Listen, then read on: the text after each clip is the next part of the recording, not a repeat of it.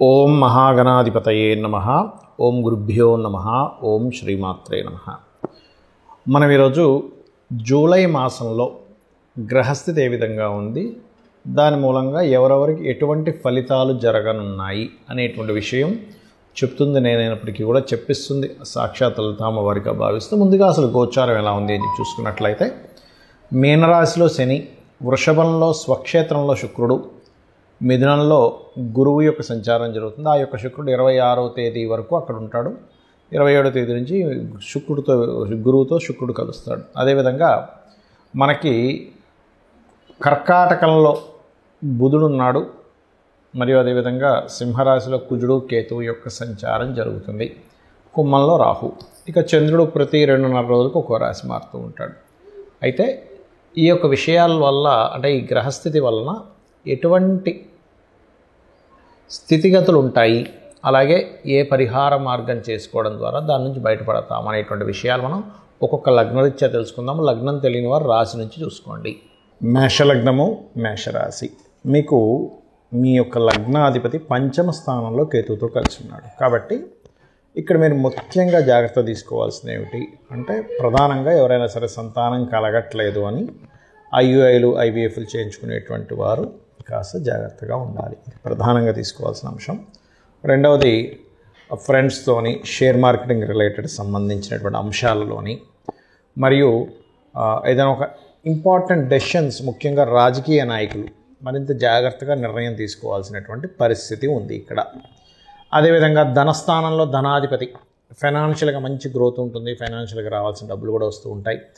వ్యాపారంలో లాభాలు కూడా ఇస్తాడు ఈ కాంబినేషన్ అనేటువంటిది, దానిలో ఎటువంటి డౌట్ లేదు. కాకపోతే కాస్త 3లో గురువు ఉన్నందుకు కొన్నిసార్లు, అంటే గతంలో ఏర్పడినటువంటి చిన్న చిన్న మిస్అండర్స్టాండింగ్స్, డిస్ప్యూట్స్ లాంటివి క్లియర్ అవ్వడానికి ఇది తోడ్పడుతుంది.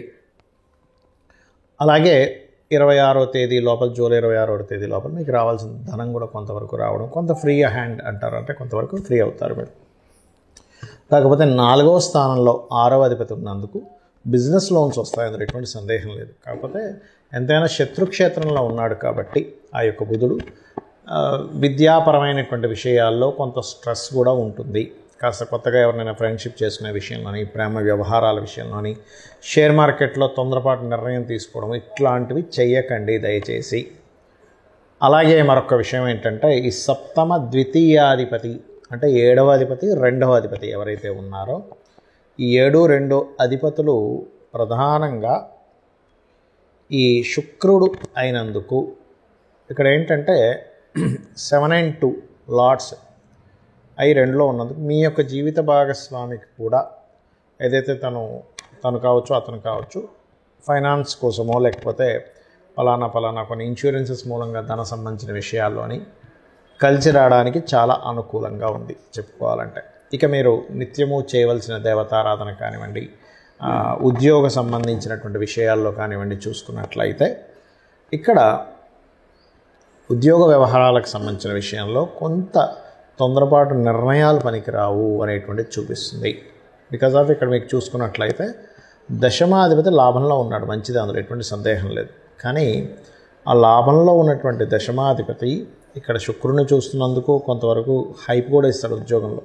కానీ కొన్నిసార్లు ఈ 12వ స్థానంలో ఎంతైనా ఏలినాడ్సిన అయినందుకు కొంత వ్యాపారాల విషయంలో, ప్రధానంగా వ్యాపారం విషయంలో కొన్ని తొందరపాటు నిర్ణయాలు తీసుకునేటువంటి ఛాన్సెస్ కనిపిస్తుంది. ఉద్యోగం విషయంలో పెద్ద ఇబ్బంది ఏమి ఉండదు, కానీ వ్యాపారం చేసే విషయంలో ఎవరో ఏదో బాగా లాభాలు వస్తాయని కానీ అందులో డబ్బులు పెట్టేసి అక్కడ స్ట్రక్ అవ్వడం అనేటువంటిది ఉంది. కాబట్టి ఎప్పుడైనా ఏలినాడ్సిన 12వ స్థానంలో సంచారం జరిగేటప్పుడు ఇన్వెస్ట్మెంట్స్ విషయంలో కాస్త జాగ్రత్తగా ఉన్నట్లయితే అన్ని విధాలా బాగుంటుంది. నవగ్రహాల్లో కుజకేతు గ్రహాల దగ్గర దీపారాధన చేయండి. సూర్య భగవాను చూస్తూ సూర్యుడికి అర్ఘ్యం వదులుతూ సుబ్రహ్మణ్యేశ్వర స్వామిని, గణపతిని ఆరాధన చేయండి. గోవులకి క్యారెట్స్ మరియు గ్రాసము తినిపించండి. అన్ని విధాలా మీకు బాగుంటుంది. నన్ను చాలామంది అడుగుతున్నటువంటి కొన్ని ప్రశ్నలకి ఇప్పుడు ఈ వీడియోలో నేను మీకు చెప్తాను. చాలామంది ఏంటంటే నన్ను అడుగుతున్నటువంటిది, అసలు ఒక జన్మజాతకం తీసుకున్నప్పుడు అందులో అస్సలు మహాదశ కానివ్వండి, యోగాలు కానివ్వండి సరిగ్గా లేక చాలా దారుణమైనటువంటి స్థితిలో ఉన్నప్పుడు కూడా మనం బయటపడవచ్చా అన్నది చాలామంది అడిగారు. అని ఒకటే గుర్తుపెట్టుకోండి. మొట్టమొదటిగా మనం అర్థం చేసుకోవాల్సింది ఏంటంటే, గ్రహాలు మిమ్మల్ని దారుణమైన స్థితిలోకి తీసుకెళ్ళట్లే. మీ యొక్క పూర్వజన్మ కర్మే మిమ్మల్ని ఈ దారుణమైన స్థితిలోకి తీసుకొచ్చింది. అది బ్యాడ్ కర్మ అయితేనేమో ఒక రకంగా ఫైనాన్షియల్గా, హెల్త్ పరంగా, అపకీర్తి పరంగా అన్ని విధాలా ఇబ్బంది పడతాం. గుడ్ కర్మ ఉంటే అదే పరంగా మనిషి ఒక స్టేజ్కి వెళ్తాడు. అయితే మనం ఇక్కడ అర్థం చేసుకోవాల్సింది ఏంటంటే, కర్మ మనల్ని ఆ స్టేజ్కి తీసుకెళ్తుంది. కానీ ఆ కర్మ ప్రదాత అయినటువంటి ఆ యొక్క అమ్మవారు కానివ్వండి, స్వామివారు కానివ్వండి, పరమేశ్వరుడు అనుకోండి, మీరు పూజించేటువంటి ఏ దేవతా స్వరూపం అయినా కానీ, అది విష్ణువు, శివుడు, రుద్రుడు ఎవరైనా కానీ, వాళ్ళ చేతిలో, వాళ్ళ యొక్క కనుసైకల్లో ఈ విశ్వం మొత్తం తిరుగుతూ ఉంటుంది, గుర్తుపెట్టుకోండి. అయితే మీరు ఎటువంటి గ్రహస్థితిలో జన్మించినా ఒకటి నిత్యము గనక దేవతారాధన చేయడము, జస్ట్ మీకు ఏ మహాదశ ఏ అంతర్దశ నడుస్తుందో దానికి సంబంధించిన దానం కనుక ఇవ్వగలిగితే ఇంకేం పెట్టుకోకండి. నేను భగవంతుడిని పట్టుకున్నాను, నాకు ఖచ్చితంగా మంచి జరుగుతుంది అనేటువంటి భావనలో ఉంటే 100% సెట్ అవుతుంది.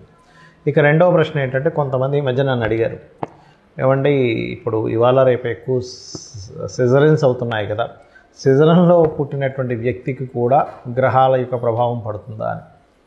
ఒకటే గుర్తుపెట్టుకోండి, మనకి పూర్వజన్మ కర్మ వల్ల గ్రహ ప్రభావం అనేది మన మీద ఉంటుంది. ఇప్పుడు సిజరన్లో పుట్టినంత మాత్రం ఆ వ్యక్తికి జ్వరం లేకుండా లేదు, ఆ వ్యక్తికి అంటే C-సెక్షన్ చేసి బయటికి తీస్తారు న్యాచురల్గా కాకుండా. అదేవిధంగా ఆ వ్యక్తికి ఏ ఇబ్బందులు రాకుండా ఉండట్లేదు. ఎందుకంటే మంచి కర్మ లేదా మనం ఒక బ్యాడ్ కర్మ చేసామా, మంచి కర్మలు చేసుకున్నామా అనేది పూర్వజన్మ దీన్ని బట్టి ఉంటుంది.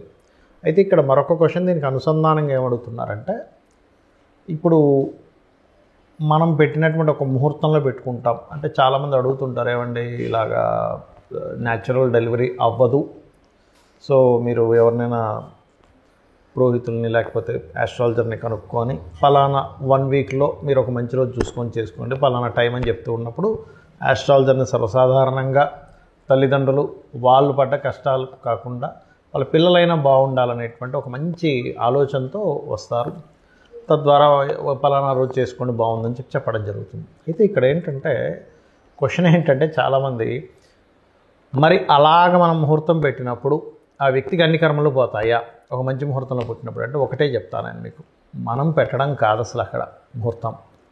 ఆ జీవుడు అక్కడ పుట్టాలని రాసి పెట్టుంటే ఈ యొక్క ఆస్ట్రాలజర్కి కావచ్చు లేదా పంతులు గారికి ఎవరికైనా మన టెంపుల్స్లో ఉండే పురోహితులు ఎవరైనా ఫలానా రోజు చేసుకోండి అని చెప్పినప్పుడు వాళ్ళ ఆ జాతకుడు మంచి పుణ్యకర్మలు చేసుకుని ఉంటే ఖచ్చితంగా ఆ టైంకి పుట్టేస్తాడు వీళ్ళు పెట్టిన ముహూర్తానికి. లేదనుకోండి, నేను చాలా కేసెస్ చూసింది ఏంటంటే, మంచి ముహూర్తం పెట్టినా కూడా జీవుడికి ఆ టైంలో పుట్టే యోగం లేదు. అంటే ఆ జీవుడు పలానా కర్మలు అనుభవించడానికి ఒక పర్పస్ కోసం పుడతారు. ప్రతి ఒక్కరు కూడా ఖచ్చితమైన ఒక పర్పస్ ఉంటుంది. ప్రతి జీవి ఒక పర్పస్ కోసం పుడుతుంది. ఆ పర్పస్ కోసం పుట్టేటప్పుడు ఏ సమయంలో పుట్టాలో ముందే డిసైడ్ అయి ఉంటుంది.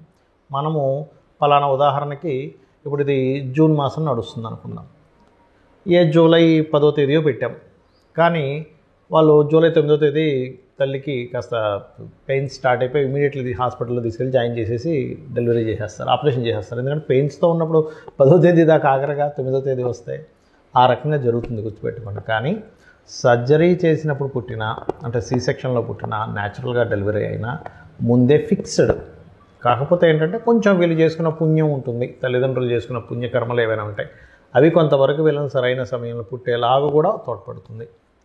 అయితే ఇక్కడ చాలామంది ఏంటంటే భయపడుతున్న అంశాలు ఏలినాడు శని, కాలసర్ప యోగం, ఇది చాలా పెద్ద ఎఫెక్ట్ ఇస్తుంది అనేటువంటిది ఒక మిత్తులో ఉంటున్నారు.